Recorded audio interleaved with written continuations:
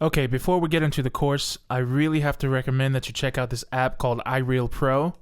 And a disclaimer before I go on. I am not affiliated with iRealPro in any way. They did not give me any software or any money to include this overview in the course.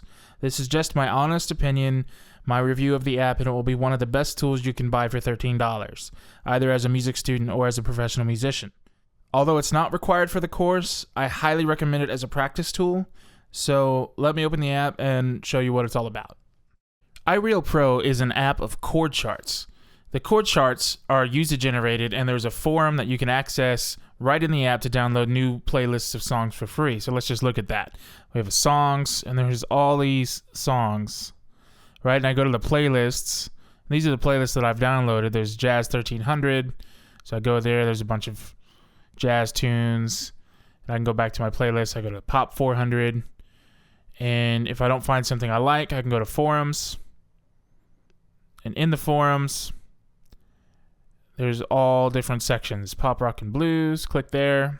Stevie Wonder songs. Click on the top. Playlist already imported. Go here. Playlist. Stevie Wonder. Bam. Got all the Stevie Wonder songs I could want.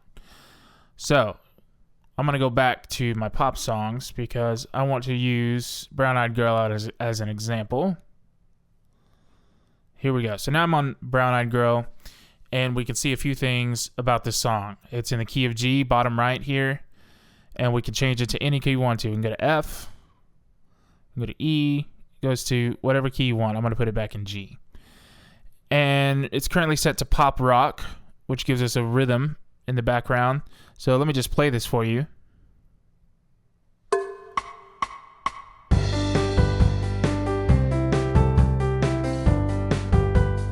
So it's a chart and it plays through with a backing track. Now there's these piano diagrams here at the bottom. I can turn that on or off. By default it's set to off. But if you're learning piano, you're learning these chords, you could set it to piano one-handed or two-handed, whatever you like.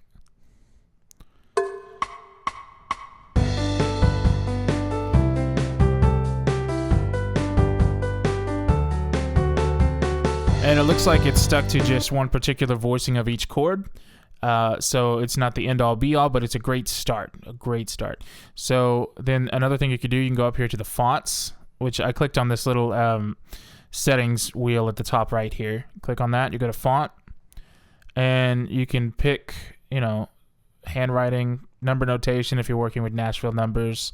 You can go to piano one hand, piano two hands, and then it gives you it right in the chord symbol. Now, of course, you want to get away from doing this too much. What you want to be able to do is read just a chord chart with the chords like that. But if you're just getting started, you need some help, that's a great way to do that. So we can change the tempo here. We can go, let's say I wanted to speed it up a little bit. Go to 150.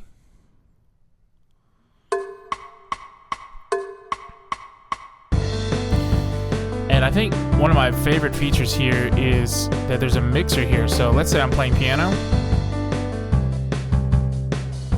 I can practice it without piano. I can change the piano to something else. Although if I do that, I have to stop it and start it again.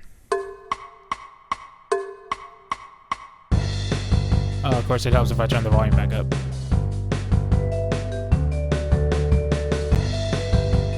Let's say you're playing a bass, so you can do anything you want with that. Turn the reverb way up if you like.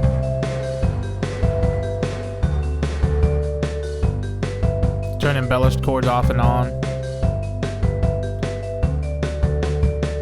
Another one of my favorite features here is that I can go to any style I want to, and it changes the style of the track. So I can go, let's say, a bossa nova. I'm going to hit play.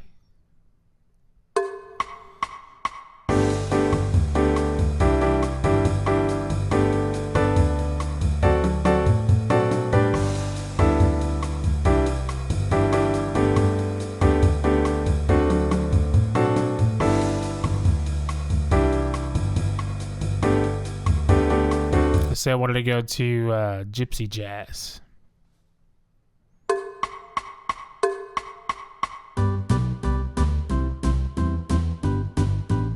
It's kind of snappy.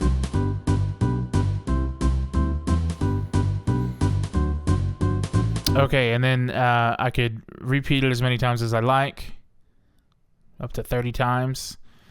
One of my favorite things, probably my number one favorite thing about it, I just discovered yesterday. I could share the chord chart, and I could put it in a PDF and send it to my Google Drive.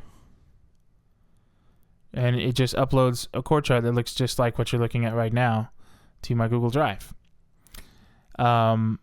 And I can share an audio, and this is what I'm using a lot in this course, is a WAV files or MP3 files of the backing track. So, and it takes a while to render it, and then you can share it. And so we have lots of good ways to practice here. Back to the font section on the settings. It comes default with this minor symbol as a minus sign, which you'll see a lot in chord charts. In our course, we're going to be using the M for minor, so I would go ahead and change that. And now you can see here on this measure, we have an E minor, and it changed from a minus sign to an M. And if you tap and hold on any of these measures, it gives you an option to play from that measure.